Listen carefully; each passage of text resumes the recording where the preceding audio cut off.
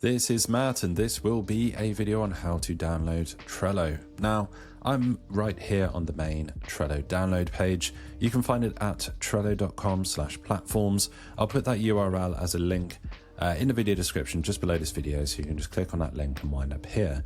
Now, there is a web version, so you don't necessarily need to download anything, so you can just click here for the web version. That will take you through.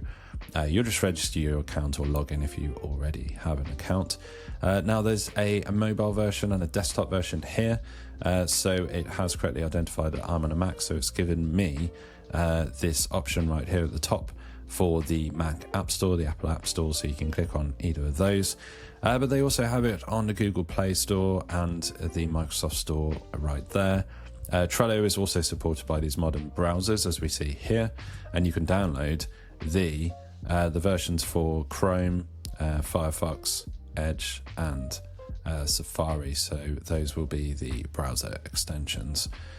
So hopefully you found this video on how to find and download Trello useful. If you found it helpful, drop this video a like and subscribe to the channel for more videos.